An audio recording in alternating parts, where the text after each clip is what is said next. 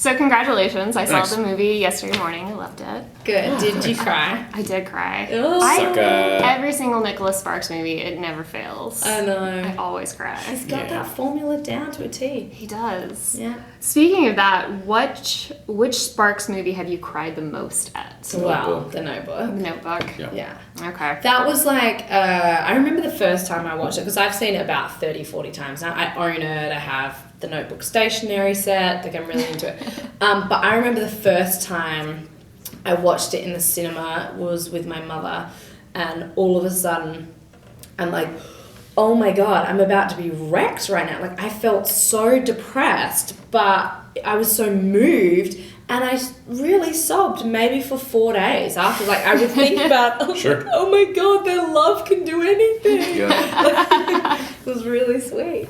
Actually, my wife and I, now that I think of it, we say we're going out notebook style. What was it like working with Nicholas Sparks? How involved was he in the filming and all of that?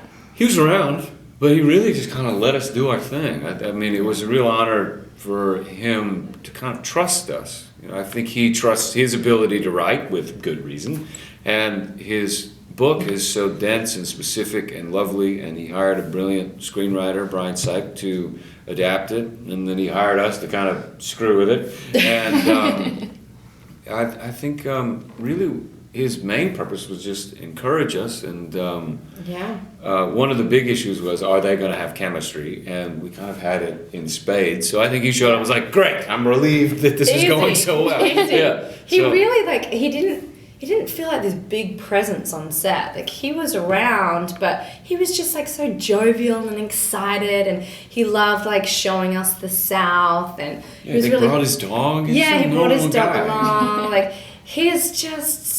Wow. And by the way, I have to say, it was so liberating for me as a performer, because, you know, you hear Nicholas Sparks is coming today, and then I had put so much pressure on myself to be like the best version of Gabby possible for the day.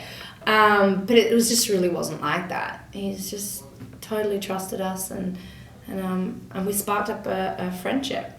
Sparked up. Really? Get it? See what I like did it. I like it. Did you guys, before filming started, get to do any kind of like activities to kind of bond and like? I know you said you had instant chemistry, but We did, but she also had a pretty much mandatory viewing of The Notebook Yes. at my house. I was like, we'll do it at his house. Everyone come. We get some food. I mean, it was amazing. But it was actually A, really helpful, B, really lovely. I had my kids there. Yeah, just everybody on the couch eating pizza, weeping like children. what message do you hope that fans will take away from the film as far as relationship advice? You eloquently say this about the calling them. Oh, well, yeah. The best case scenario is people leave the movie theater and they've had a fun, entertaining experience, but they go and they call the people that they love.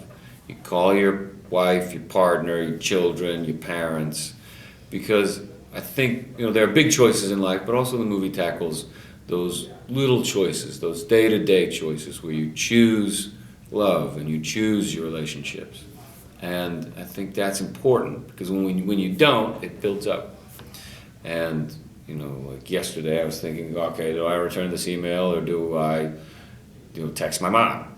And the answer is you text your mom, then you do email. Yeah. And that's important. And it is those little choices that make relationships last. What do you guys take away from this project personally as far as your acting skills or even working with Nicholas? Is there anything that you're taking away from this to your future projects?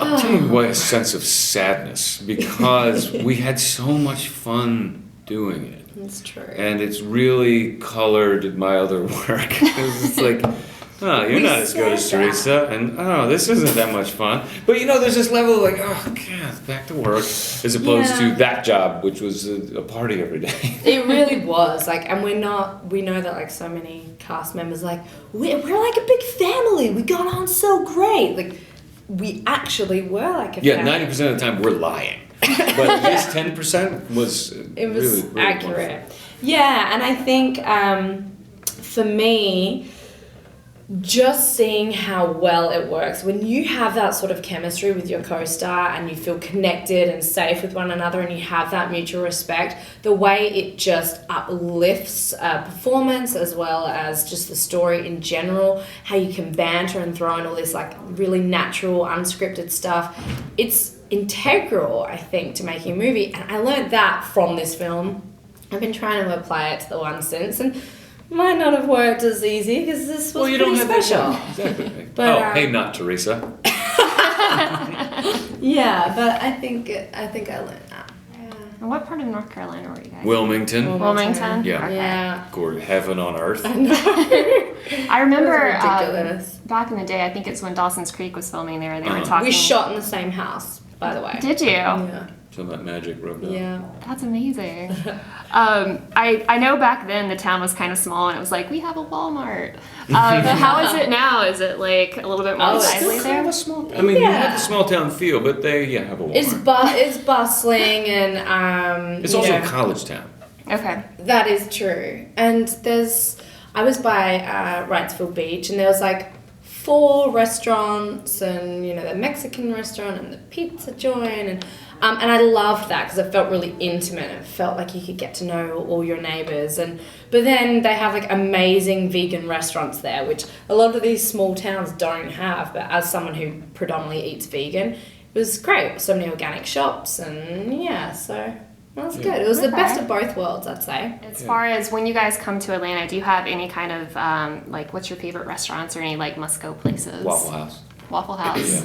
Solid. Scattered, smothered, covered. I like it. This is annoying because I don't remember the name. But when I travel around, I always go on this website called Happy Cow, and Happy Cow gives you the list, write it down, of all the great vegan restaurants. And last time I was shooting here, there were 3 restaurants that I would go to in particular, and they were so amazing, like really on par with some of the restaurants in LA, maybe even better. And my son ate solid food for the first time here in Atlanta, so I've got a little special place in my heart for Atlanta. That's awesome. That's awesome. I'm going to see if any of these restaurants come up, if they ring any bells.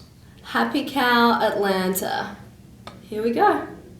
Let me see. Healthy Essence. Healthful Essence. Yeah, that rings a bell. I know you want to. You guys talk. I'll figure this out. Happy Cow. Wait, here we go. Dr. Mojo's Juice Clinic. No, Green Sprout. That's Green it. Sprout. There's a plug. Juicy Jam. Soul Vegetarian. There it is. Yes, Soul Vegetarian. That's good. Look at you. Soul Veg. Is there a sad cow website? Just horrible restaurants in cities. Oh, the ones that like. I was just. No, you're I good. No, was as gonna a vegan, offend you're all like, the so vegan every eaters. cow? Yeah. Yeah. Do you mean like all the cows that get Yeah, you mean murdered that for them burger that you're enjoying right now? Yeah, that's called the sadcow.com. That is a sad cow.